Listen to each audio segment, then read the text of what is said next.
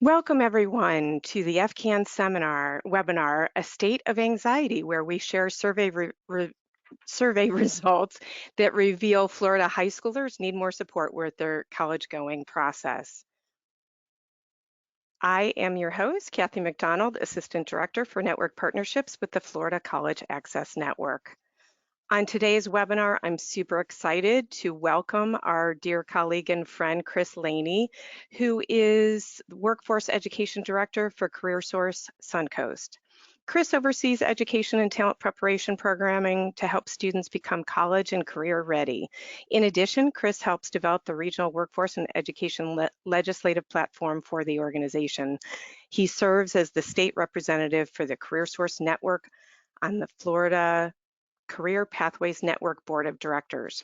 He holds a bachelor's degree in technology management from the State College of Florida, an MBA from St. Leo University, and is currently pursuing a doctorate in education from Trevecca University. A few housekeeping items as we're getting started today. First, we welcome your questions. As those of you who know FCAN, we are all about learning and growing and sharing together. So if you have a question, please submit it in the question box, which you should see in your dashboard on the right side of your screen if you're logged in from a desktop computer.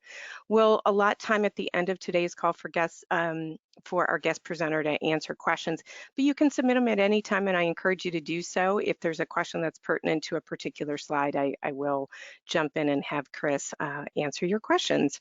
Second, please share what you're learning on social media. On Twitter, you can find us at FL College Access, and you can find Chris's organization at CareerSource SC.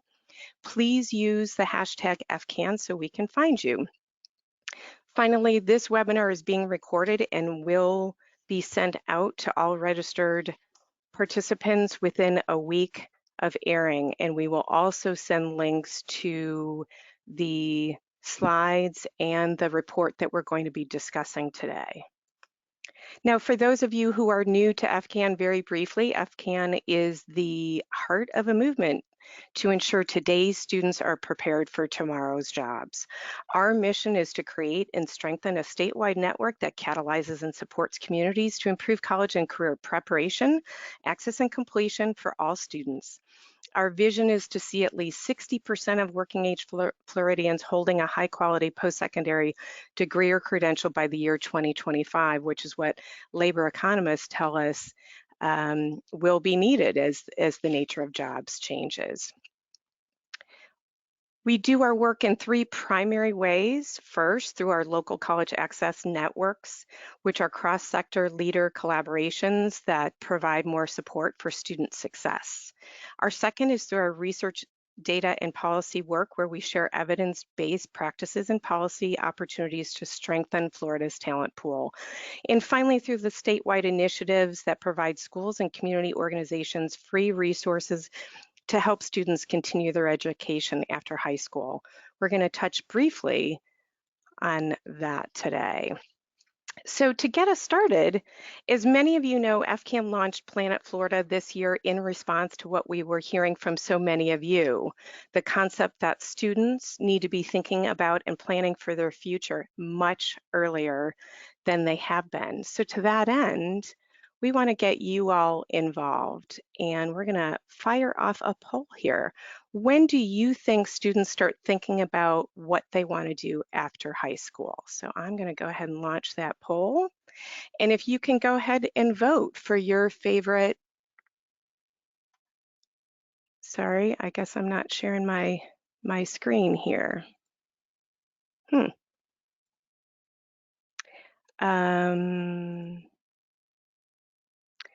Let's see.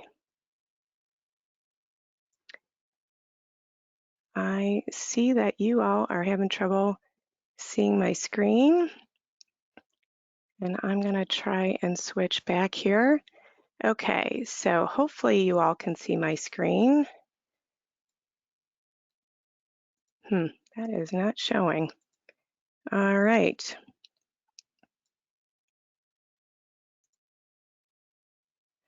So if you can go ahead and vote for one of those choices, elementary school, middle school, high school, and after high school. Okay, and we are seeing the votes coming in. We'll give that another minute.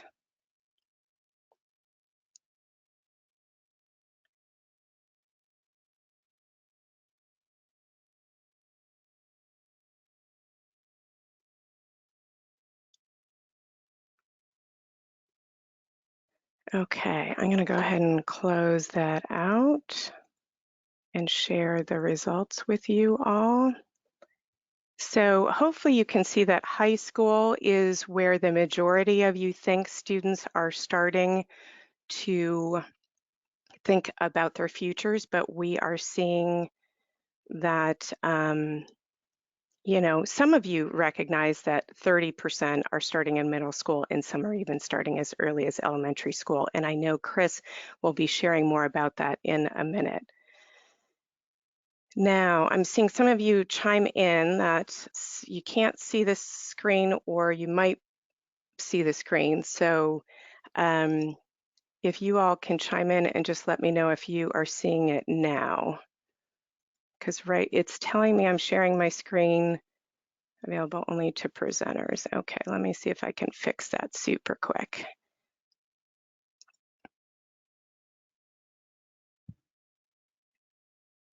You can see it. Okay, good. Thanks for that, letting me know. Awesome. All right, we can continue. Nothing like a little technology to muddy the waters here. Okay, so let's keep us moving forward here. So again, as many of you know, we've planned Planet Florida and launched it earlier this year with the intention of ensuring that every Florida student graduates high school with a college or career plan using the 4 E's. And the intention of the 4 E's was to help students, parents, and other adult allies understand the steps to help students build their plan. So the 4 E's are expose is step number 1, which as a 5th grade teacher shared with me, students can't be what they can't see. So how do we help more students get exposed to and see careers that they may never have thought of? And Chris is going to give us a great example of that in a minute. The second step is explore, where students can use tools like assessments on My Career Shines. Some of you use Naviance, where they can take assessments to learn about their own individual strengths and talents and check out how that fits with the variety of careers that they're considering. And then learn more about the education requirements they need to see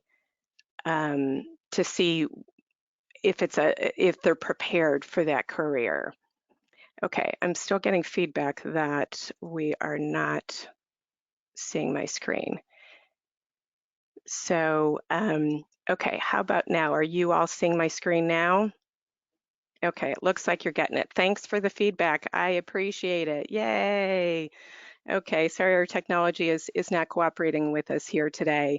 The third step is experiment, and this is really about students trying on options. So this could be through clubs like robotics clubs or future business leaders, for instance. It could be through internships, it could be volunteering, but we want students to have a way to test out, are these potential futures a fit for them? And then the fourth E is execute, which is really about completing the steps to put their plan into action. So one of the reasons why I'm so excited to have Chris on our webinar today is the survey that you're going to hear the results more about later today is he puts on what's called the State of Jobs conference every year through CareerSource. And it's a great example of how communities can expose students to future careers they may never have considered of. And what you're going to learn more about is how impactful those types of activities are with our students. At this conference, for the last several years, Chris's team has conducted a student survey to get a pulse of how students feel about their opportunities in Florida. So Chris, before we get into the survey results, for those folks who are not familiar what the State of Jobs Conference is, can you just give us a little bit of overview of that conference? I would love to, and thank you again for the opportunity to being here, and I appreciate everyone finding time to really hear what students are thinking. So As Kathy mentioned, 6 years ago, we started the State of Jobs Conference. And the original premise was these students are leaving our region. Are there opportunities where we can expose them to the careers and colleges that are local so that they would have a better understanding of what's available in our local region? After doing that in the first year, where we had about 400 students attend that very first conference, we started to ask ourselves, well, now that we expose them, what are they thinking about when it comes to college and career? And in that second year of the conference, we decided to start asking some very preliminary questions. Just, do you think there are jobs in the community? Are you thinking about leaving? And so through that experience, we've started to build the amount of questions we ask, the types of questions we ask, because we're learning from state partners and others. Hey, what are students thinking about when, as we're going to talk about today, anxiety? What kind of jobs do they think is available? Are they going to be staying local, or are they going to move out of the state? And so these were all various areas that we were interested in. But this past year, the State of Jobs Conference, which we did in October, as I mentioned before, the very first year we did it with Sarasota County. We had 420 students that attended. This past year, we did it in 7 counties, 4 counties on the west, which included Manatee, Sarasota, DeSoto, and Hardee. And then on the east coast, that included St. Lucie, Martin County, and Indian River. And so we split it up and we call it SOJC West and SOJC East. We had about just over 1,000 students attend on the West Coast and just above 700 on the East Coast. So about 1,700 students had an opportunity to participate in this year's conference. And we're hearing great stories about it. So I was hoping that before we get into the data, just so you have a good understanding, you on the left-hand side, you can see there, that's the state of Florida, obviously. That's the CareerSource region. So those that are not familiar with CareerSource, I think it's important to understand that there are 24 different career sources that are all independently ran. They're their own nonprofit. And so as I speak, in many cases, I may be speaking in reference to my own region, which is Manatee, Sarasota, or I may be speaking in a global sense of the CareerSource family, the CareerSource network. CareerSource Florida oversees policy and priorities for the state, but still at the individual level, they manage their own specific initiatives. So when we look to the right there, of those that participated in this year's State of Jobs Conference, Manatee and Sarasota is one region. DeSoto and Hardee is part of another region, and then Indian River, St. Lucie, and Martin County is part of another region. So that's 3 CareerSource regions that participate in this particular conference.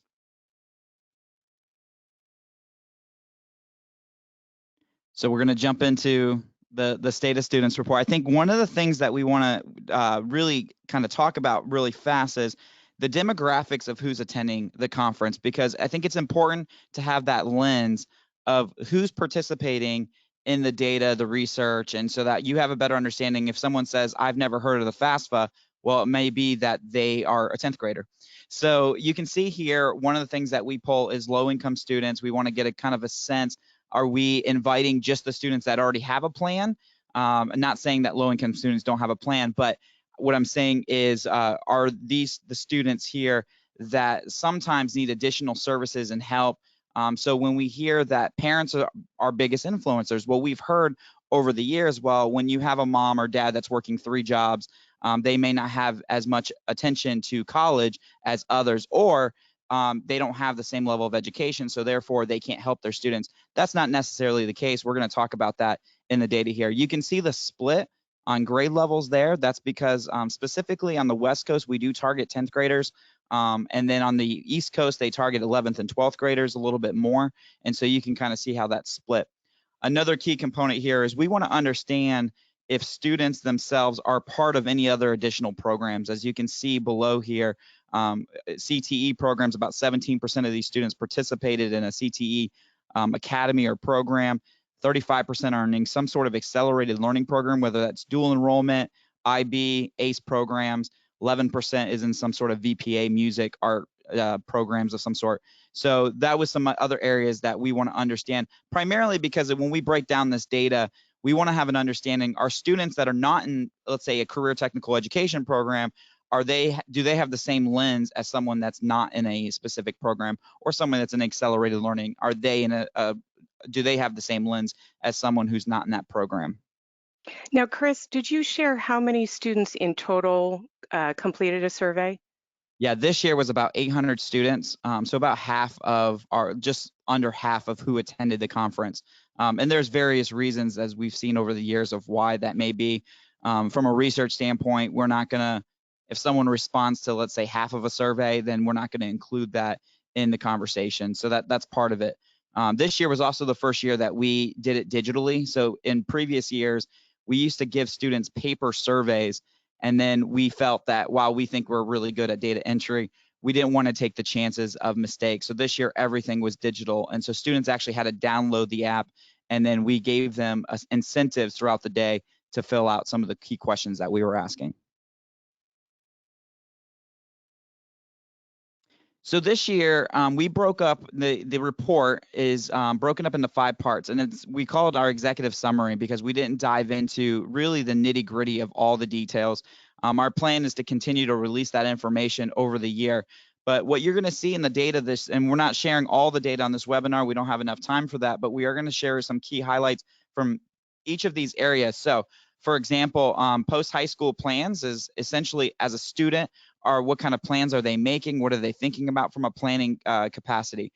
2 is thinking about their careers. When did they start thinking about college and career? When did what kind of careers might be available? Those types of things. Are there jobs in the local community, as I mentioned before? 3rd is the social emotional learning component that is new this year. How are students feeling about their futures? So that was a key component. 4 is influence. Who's influencing their decisions? And then the last one's Florida's talent attraction. And this is a key area I'll jump into a little bit later. And the reason why we moved to Florida's instead of, let's say, the Sun Coast where I'm located. So the first one here, as I mentioned, it was the post-high school. When did you start thinking about what you want to do after high school, which is directly tied to the question that you guys just answered in the poll? As you can see here, it's actually very similar to what some of you had already specified here. So 43% of students, this is Florida, and that black line you see there. So we break it up, and Florida is black, and then the dark green is the West Coast Conference, and then the East Coast Conference.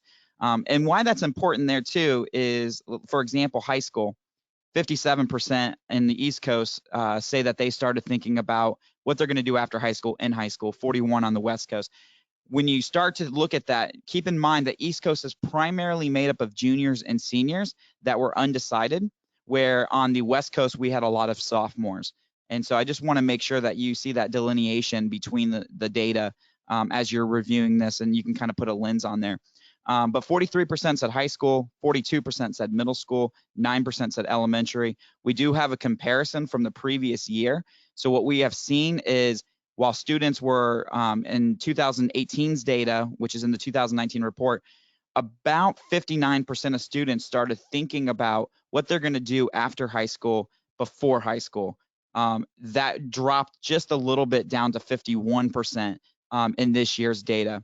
One key component, a good highlight I like to share because it's great to look at the data and obviously that quantitative results that we're receiving, but we like to try to wrap this with some qualitative data. And one things that for those that are listening here today that they cannot see is we conducted a lot of video interviews. So we're asking students on video some of the same questions. And what we found was the reason why students started thinking about what they wanted to do after high school and middle school was because some of them were choosing their high school based on their career interests. So if you wanted to go into a VPA program because you want to be a dancer, you may try to school choice into that particular program if it's a public school, or you may choose a charter or private school based on your interest. And so that was a key finding that we found on the qualitative side is the reasons why students are thinking about their careers before high school. Chris, thanks for sharing that context. One of the questions we've already received from Lisa shares what I think some of us have pondered, which is I see value in letting students learn about the vast variety of careers and determine their particular interests and strengths. But with a big but, I am not a fan of pushing young people to make this critical decisions at such younger ages. Does anyone think this trend is unproductive? I think part of what you just spoke to is depending on what your interests are, you may choose a high school based on that potential future interests, but are there other reasons why it's helpful for students to begin thinking earlier, as you're seeing here? Yeah, I mean, I think the exploration component is definitely key. And I'm on the same premise as probably many that are listening, that we don't need a 9 or 10-year-old choosing their career at that age. But we want them to continuously explore. And what happens in that exploration phase, whether it's elementary or middle school, is they do start to create some interest, or they did have some sort of hands-on experience where they said, I think I could really be interested in this. And so what ends up happening is these students may choose a high school. Let's say that they choose to go to a school because they want to be an engineer. So they go into that school as an engineer, and maybe what they find is once they start taking some of the classes, maybe within a CTE program, is maybe I don't want to be an engineer, or there's a different type of engineering that I'm interested in, or maybe there's something else at school that we could participate and learn from. That's why on the West Coast we purposely try to target sophomores, because and this is in the fall of their sophomore year, and the idea of that is, if I'm a student that's already in a program, I go to the State of Jobs Conference and I learned something new, or I explored something new, then you still have 2.5 years to try to get into maybe another type of program to try to learn something else that's new that might be relevant towards a future career. So exploration is definitely key in this capacity, and there's more opportunities for that we're seeing across the state, where they're being exposed to new careers at a younger age. And so they may not choose their high school based on that career, but they are thinking about it because they're being exposed. Yeah, that's a great point. And again, as we encourage through Planet, is it gives them more time to actually investigate and experiment with what does that career really look and feel like on a day-to-day basis, possibly even interview somebody who has that career so that they can see, gee, does that feel like a fit or not? Or do I want to keep exploring? So great example. Okay, we're on to poll number 2. Hopefully we'll actually be able to fire it where you all can see it this time. So we want to get your input on what is the number one way that you believe students plan to pay for college? And the choices are family support and savings, scholarships, grants, loans, or I haven't thought about it. Let's see what you all think. So scholarships is definitely the leading contender, but it's pretty balanced so far. Give it another couple of seconds here. Kathy, I always feel like we need some like kind of play music by the Yeah. ball. There you Exactly. go. Boy, this is a smart crowd. I think I'm not sure we're going to surprise them as much as maybe you surprised me. Okay, so let's go ahead and close that out and share the results with you all. So as you can see, scholarships was the leading contender, but there's grants, loans, and some folks just feeling like a lot of students just haven't even thought about it. So good stuff there. Okay, so let me go ahead and hide that and let you share the results of what you found when you asked our students. Yeah, so this is an important question we wanted to find out from students, and you can see here kind of how the breakup. As you guys clearly, a lot of students think that scholarships are going to be an opportunity for them to get money. What we were surprised about in this particular findings was the level of those that thought that federal loans is not going to be something that they're going to do, or grants are going to be available to them. And this is very interesting because, as you saw earlier, 46% of our students attending the conference who surveyed with us are low income. So first and foremost, we know that the majority of them, if not all those that are at least within that 46%, are going to be able to get federal grant dollars available once they fill out the FAFSA form. A lot of them, as you can see there, about 18% of these students believe that their parents are going to pay for it through savings, or someone's going to pay for it within their family. This is important. And I know this year's report and the 2020 report, we're not adding parent data. Last year, we did have a segment in parent data. We will bring that back in 2021. But one of the key things that we asked here was, while students said, okay, 18%, someone's going to pay for it, that was far different than what parents were saying when we started surveying parents. And so it's important for students to understand and have the conversations with their parents about college. This is one of the key, it's always a highlight, the importance of parent education, as well as parents and students talking to each other, because we need them to understand, like, you may have to take out a loan. We're not advocating, obviously, to take out a bunch of loans if you don't have to, but at least have the conversation with the student and the differences between private and federal loans. Grants, obviously, 2% was disheartening to us. And then, of course, there are still 21% of students that haven't thought about it. Again, looking at the demographics of the age groups of these students, I hope that the majority of those that haven't thought about it are typically, I would hope that they are sophomores or freshmen. But you can see there in that same question on the East Coast, 36% have started not thinking about it. Those are the juniors and seniors in my data. 15% are essentially sophomores and freshmen, because that's the West Coast. And so it's a little disheartening when you see 36% of students that are of that age haven't started thinking about it. And so if you're listening and you're from that region, hopefully there's some more advocacy and opportunity for awareness that's in those areas. Well, and what this also says to me is there's still as much as we may feel like we're talking a lot about FAFSA and the different types of financial aid that are out there, this suggests to me that we're still maybe falling short in terms of penetrating their brain and having them know that this is really an opportunity. That it all starts with the FAFSA and they can have access to some other forms of aid. Now, Philip shares that, we've been talking a lot particularly in high school about scholarships, but, he's wondering if maybe we're talking enough about the reality of and function of federal loans. As much as students want to limit how much debt they take out, we also do want to make sure that they don't miss out on going to college just because they're afraid of a loan. It needs to be in balance with the other, parts of the package. Kathy, and that you bring up a really good point there, and Philip obviously brings up that question. I know, as you know, when I was in school, I'm technically still in school, but 15 years ago when I was also in school, when my wife was working on her undergrad at one of our state universities, she had a professor tell us, do not work, just take out as many loans as you can. You'll make that back one day.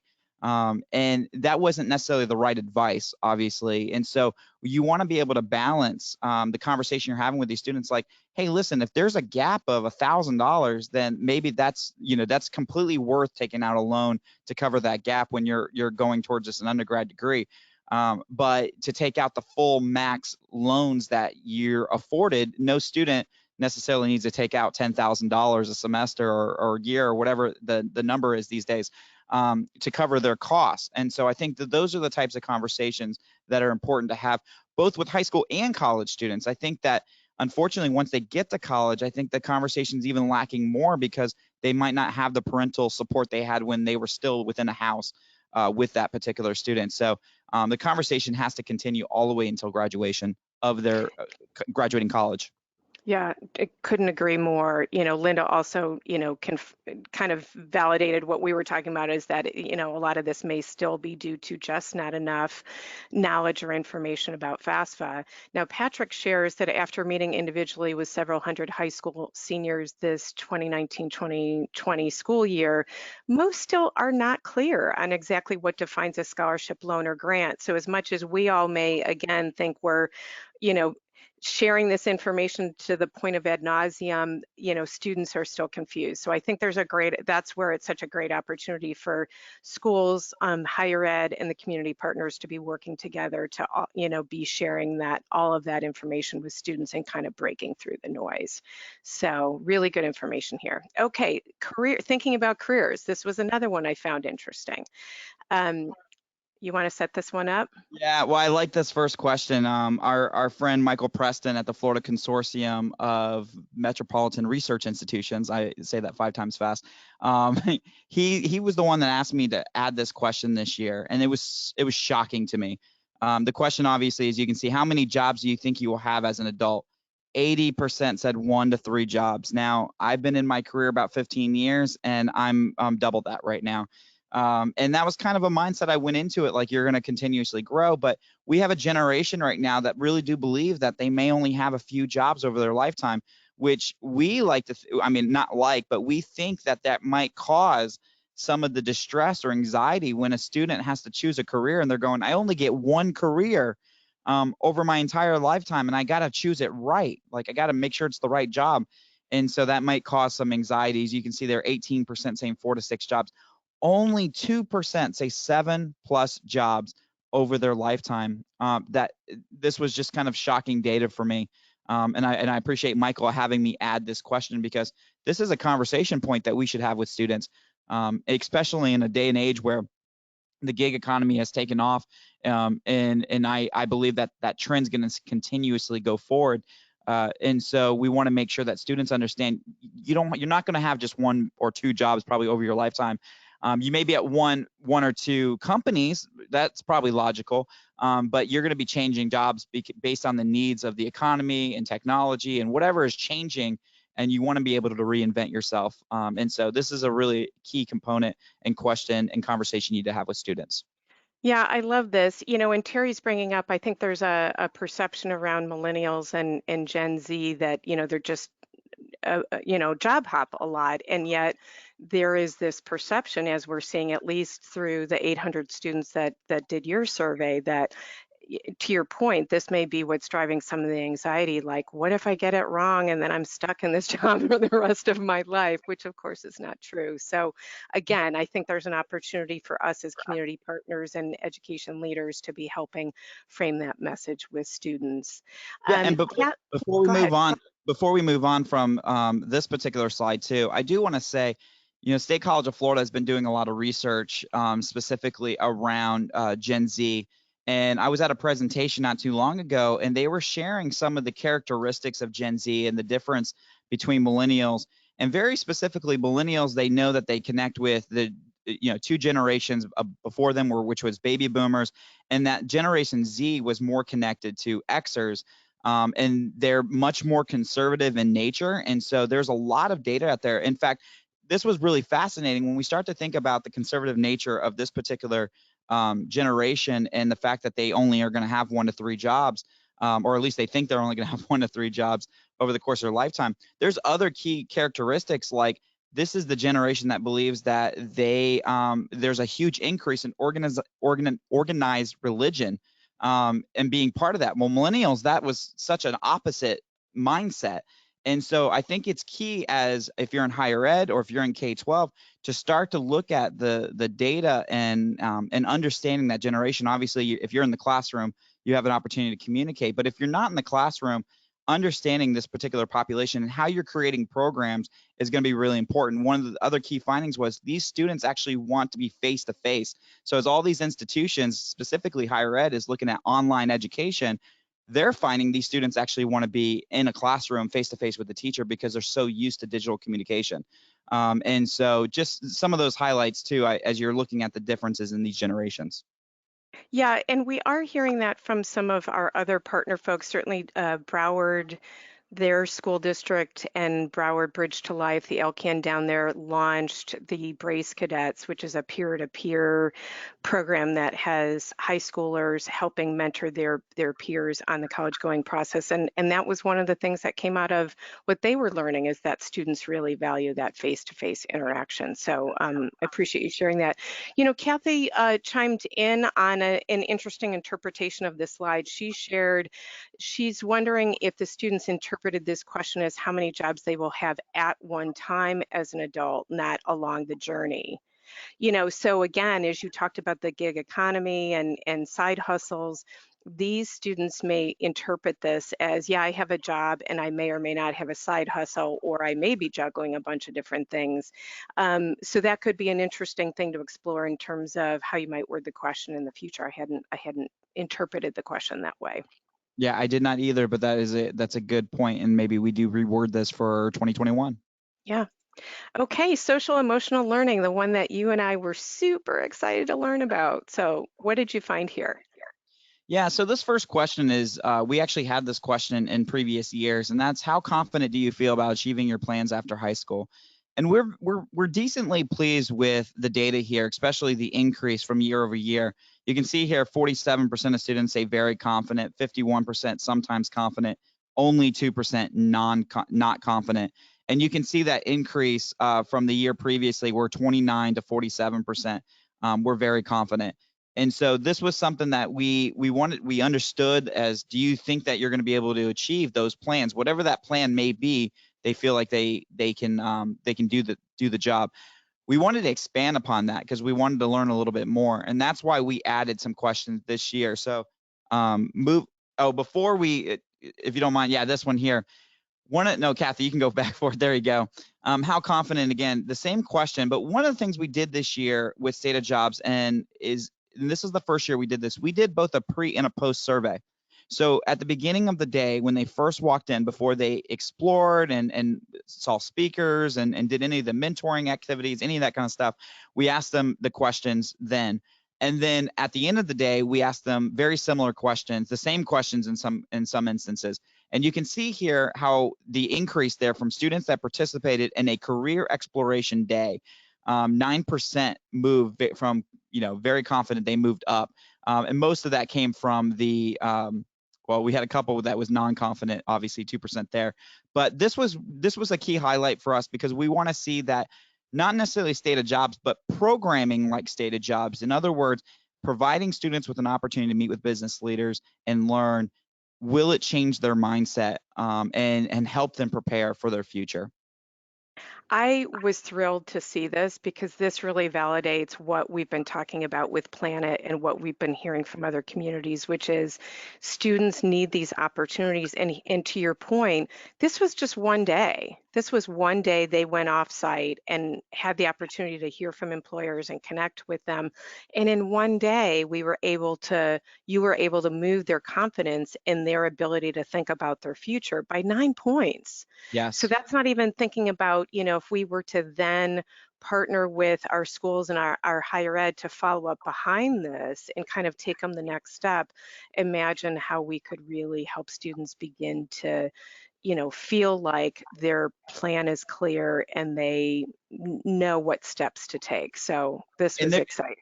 and there's a motivation capacity. In December, I was at another conference and I saw one of our teachers that attended this year's State of Jobs conference that brought students. He brought about 50 students to the conference. And he was telling me about a young man who was on the fringe. I mean, this guy was 15 years old. He was about to drop out of high school. And he was at the State of Jobs conference. We had our roundtable discussion. So he was sitting with an executive from Bank of America. And when he came back from that conference, he was motivated. He said he wanted to go into business. And so this teacher is telling me, I still have to reel him in every once in a while because he's still a student, but his grades have increased now. He is motivated to make something of himself and be successful. And so, yes, you have the confidence rating obviously going up, but you have students that it literally for them can be life-changing to have these types of opportunities where they're getting out of the classroom, they're listening to someone other than their teacher, and they have a business exec sit with them and say, this is why it's important. And that's always key for us. We don't always get to see that behind the scenes, but when I hear a story, it only motivates us to continue.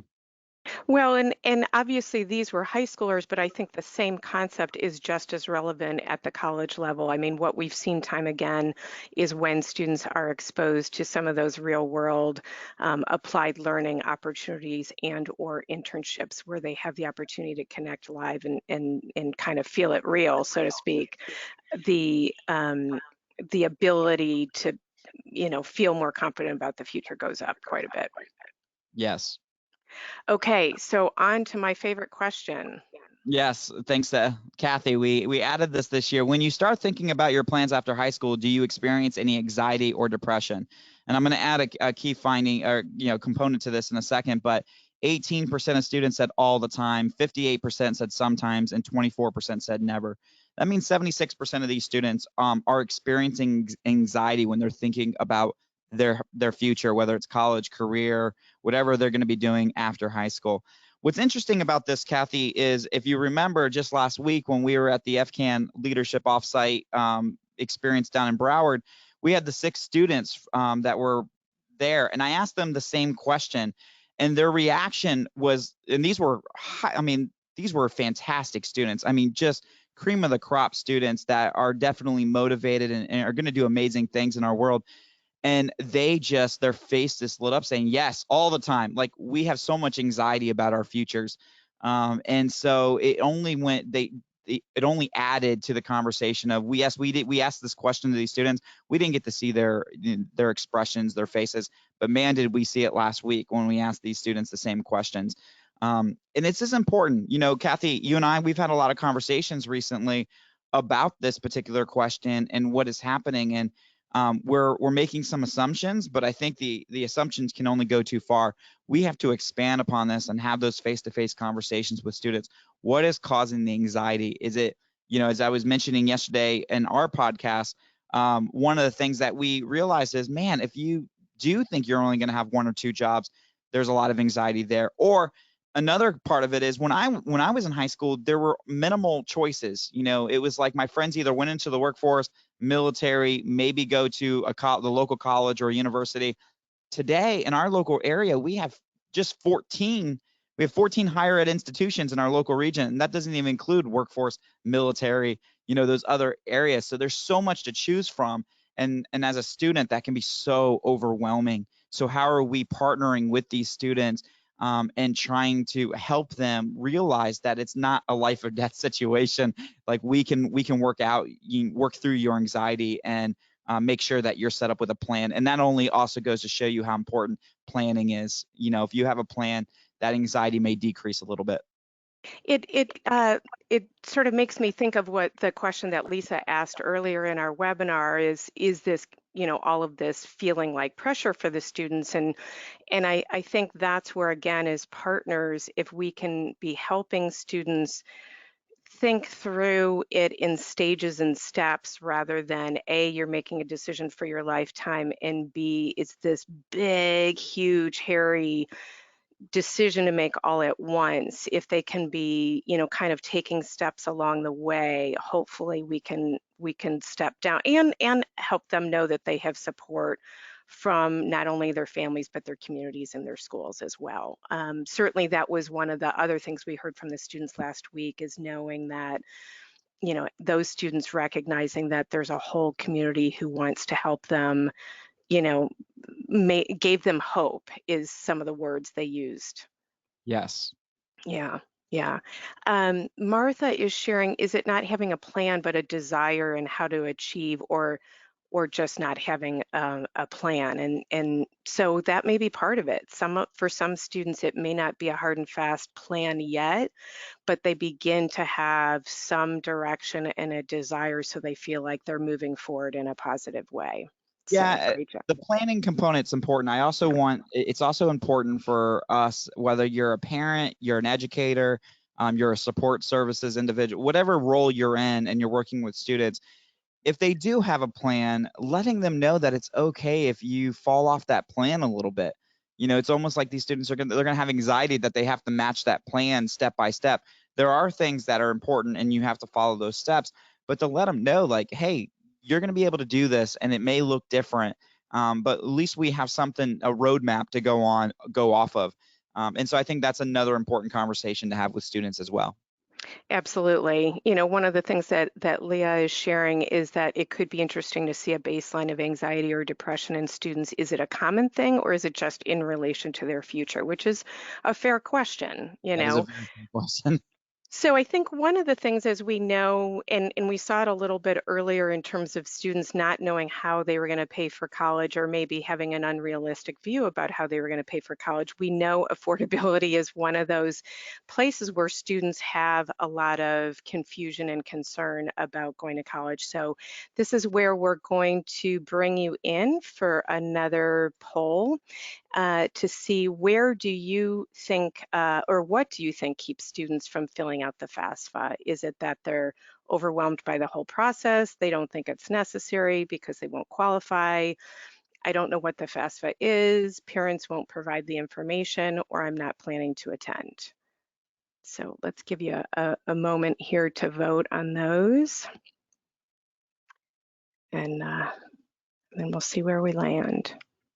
We may have tipped the scales a little bit with sharing the last slide, but because right now we're seeing overwhelmed by the whole process is winning right now. But I think it's good for folks to see.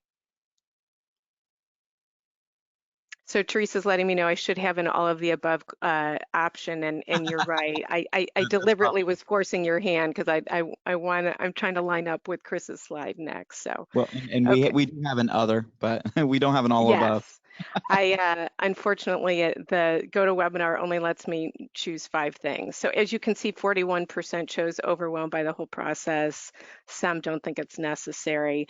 But what I find interesting, and I'm going to go ahead and hide that and then show your slides, is, we've been struggling to get the FAFSA completion numbers to move over the last couple of years. And so as the FCAN team is out in the field, we've been asking folks, why do you think students are not filling out the FAFSA? And what we hear the most often is either I don't think it's necessary because I'm not going to get any money from it, or the parents won't provide information, or the other really common one we have is either the student or the parents are undocumented. And I know that wasn't something you asked.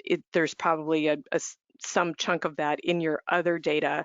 But what I find interesting is that I don't think it's necessary or parents won't provide the information are both pretty small based on the students you talk to. It was really more this, I'm feeling overwhelmed, or I still don't know what the FAFSA is. Yeah, and just so, I mean, I have limitations here in how we collect data. So I really wish when I had other that I could have them fill in a blank or of some sort. I didn't have that ability, so we have to kind of dive in that from a qualitative standpoint when we're talking about this with the students that are there. But what was surprising to us is one, first and foremost, how many students didn't know what the FAFSA is. Now, it's not surprising that you see 39% on the West Coast because of the age demographics, but the fact that 22% that are juniors and seniors most likely don't know what it is, that's still a high percentage. That's 1 in 5. And so there's opportunity there to expose. But the 27%, which was across the board there, I'm overwhelmed by the whole experience of preparing for college. Was just shocking, because the things we hear, the same things we hear, well, my parents won't give me, the information. Well, that was only 3%. So those are the kind of things we thought we knew. You can see here 1% said they're not planning to attend a college or a technical college of any sort, and so that was pretty low. And then 4% says, I don't think it's necessary. We hear that all the time. Oh, well, I'm not going to qualify, so why should I fill it out? Without the understanding that a lot of scholarship programs require it. If you're going to get loans, that requires it, and so on and so forth. But the truth be told here, 27%, 1 in 4, they're just overwhelmed. And so to be able to have that conversation with them, what is causing you to be overwhelmed when just filling out the FAFSA form? And there may be some interconnections here. If I was really running some statistic analysis here, maybe there's some connections. We don't necessarily do this here. It's just direct, surveys. But yes, this was a shocking one for us. And Patrick is sharing such a great example of this. So he shares that a recent experience, a student who does not have parents did not think he could afford college after completing the FAFSA and receiving his SAR. He was shocked to discover that the Pell Grant covered all the tuition fees, books, et cetera, to attend a local community college. And so yet again, it's why it's so important to get the word out about FAFSA, because students just don't even aspire to it if they don't think they can afford it. But as I think it was Leslie was sharing, I think it's an education process. And to me, that was the hopeful thing that came out of this slide, is it's not some of those systemic barriers, although we do still have to work on some of those, but there still is an education process that's going on here. If you think from a marketing perspective, they say, depending on which research you listen to, somebody needs to hear a message or see something 8 to 22 times before it sinks in. 8 to 22 times. So even though we may think we're beating a dead horse, for students, if they haven't heard it enough times, it still may not be getting through. So this is something we have control over. The other thing that I think is a good takeaway for all of us is we're so embedded in this work, and we can forget that some of this lingo that is familiar to us because we've been in this space for a while is brand new, particularly to, I think, one of our folks. Yeah, Leslie was sharing it's an education process especially for first gen students and parents. A lot of this language is not familiar to them. And so it's not only repeating it, but also explaining it. So, yeah. Lots of great input here.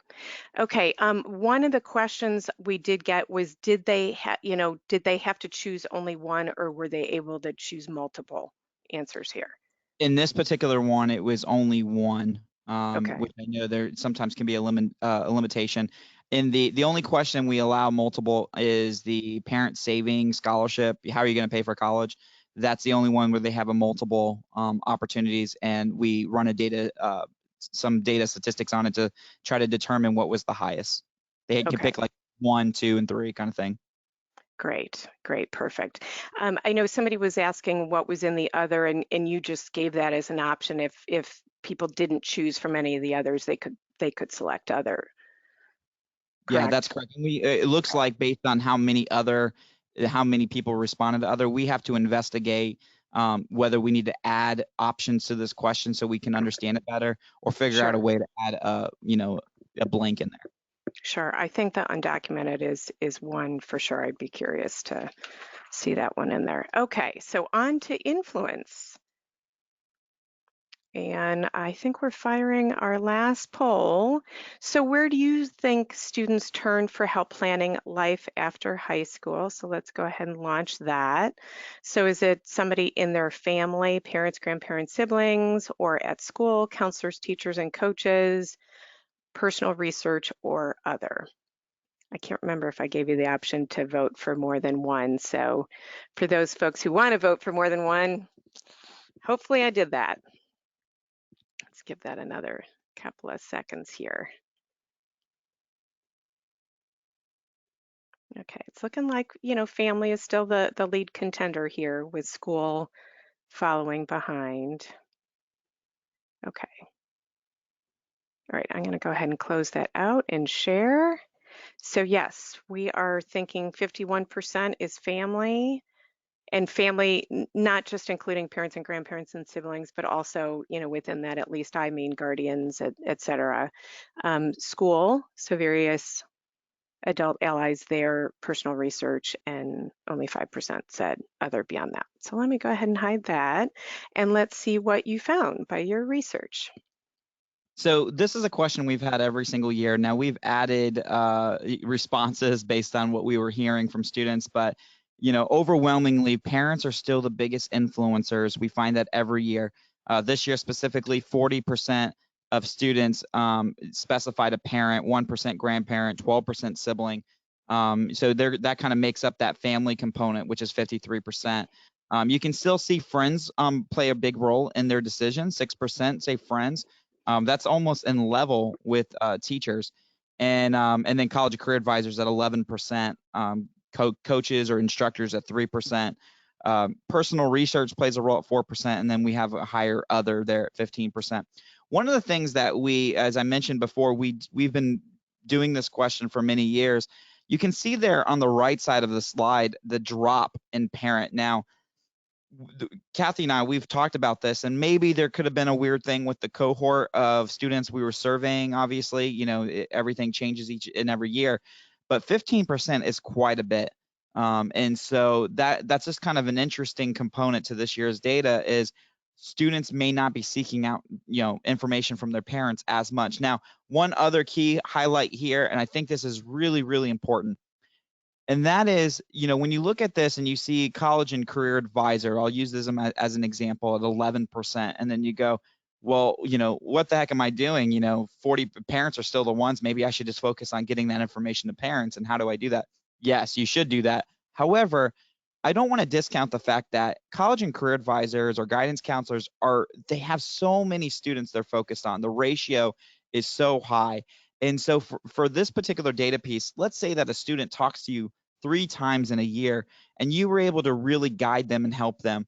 That doesn't discount the fact that you didn't guide them and help them. It's just that they're with their parents most likely 7 days a week. And so the key question here is in the question with the students, and in this particular presentation, my entire question is capitalized. However, when I ask this question to students, most is fully capitalized. The rest of the words are not capitalized. So we want to know from students who has helped you the most, not just who has helped you. And parents have overwhelmingly been the most, not saying that others have not helped them. And so this is important to continue following the tracking. We'll see next year if parents continue to go down or if it goes up or stays level. But this is always important for us to know. Yeah, and it's a great reminder for our high schools and colleges and our community partners, to be including whoever that adult ally is in the student's life. So in many cases, it could in the majority of cases, it looks like here it's that parent or guardian, and there's still those other influencers in their life, and so it's important to include them in our messaging as well. Lee shared an interesting perspective in terms of your question around the drop of focusing on the parents. And she said she wondered if parents still had some student loan debt themselves and because of that are less likely to recommend college. Obviously, that's just a speculation, but sort of Well, an Lee interesting. actually brings up a really good point because from a, kind of the qualitative side again, when we're asking questions, what we have found is a lot of the students where parents are educated, they're the ones that are more open to students looking at a variety of career pathways. So like, if you have a parent that has a bachelor's degree, they're more inclined to say, hey, here's technical college options, here's military options, state college, university, so on and so forth. What we found is those students that have parents that are less educated, maybe they only have a high school diploma or maybe not even a high school diploma, they're the ones pushing their students. You have to get a 4-year degree. You have to get a 4-year degree because that's the only way they see for their kid to have a better life than themselves. And so that's an important correlation here that we're finding more and more. And I have those same conversations, obviously, even with my kids, like, hey, let's figure out a pathway for you. And we talk a lot about, I don't tell my 11-year-old what stackable credentials are, but I do it in terms that they would understand. Great point, great point. So I'm just keeping an eye on our time, and I know you've got one more slide to share that relates to Florida's talent pipeline. So let's share what you learned. Yeah, so this is a question that we found to be very important. As I mentioned, State of Jobs was originally created to try to encourage kids to stay local. And what we found was students are not always necessarily staying local. When you graduate from high school, do you plan to? And the question is obviously, are you going to stay in the local area? Are you going to stay in Florida? Are you going to leave Florida, or you don't know? This was important for us because the majority of students actually are interested in staying in Florida. Between staying local and staying in Florida, that's 59%, with another 20% that still is undecided, with only 21% saying they're going to leave the state of Florida.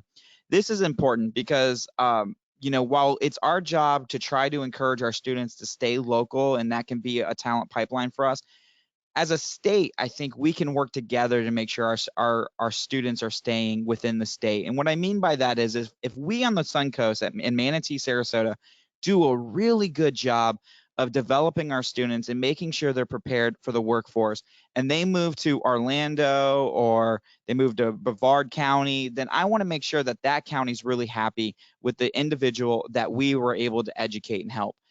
I hope in that same token that if a student is working in or they're learning in Brevard or Orlando or wherever, and they come to Manatee, Sarasota, that we have a quality student within our workforce. And so we're sharing this information with each other. And so that's why that slide is so important to us. As we wrap up here, I just will say, if you want to see the full report, you can go to stateofjobs.org/research. You can learn a little bit more about the State of Jobs Conference, but specifically the research that we just had in the 2020 report. If you want to go back and look at previous years, all the data is all listed there as well, so you can look at it there.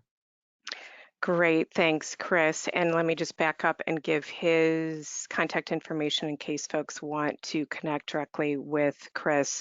As you can see on the State of Jobs website, you'll see the research there. And as we're wrapping up, I just want to make sure everyone is aware that the registration for our summit is now open. You can go to fcansummit.org to register. We hope you'll join us there. Lots of great opportunities to connect and learn from each other. Ashley Rhodes Quarter she is the author of Three Little Words and a Florida native who grew up originally in the foster care system. Just an amazing story. She's going to be sharing her story with us as the keynote on the second day of the conference. So please join us at the FCAN Summit. Finally, if you are not already subscribed and you'd like to learn more about our webinars, policy briefs, promising practices, and all of the other great things we do at FCAN, I encourage you to go to floridacollegeaccess.org/subscribe to get yourself on our list so that we make sure you don't miss anything. And with that, let me please thank Chris for giving us all these insights into what students are thinking and how they're feeling about their future and how we may better serve them. Thank you so much, Chris. And thank you all for joining in. Have a fabulous day. Take care.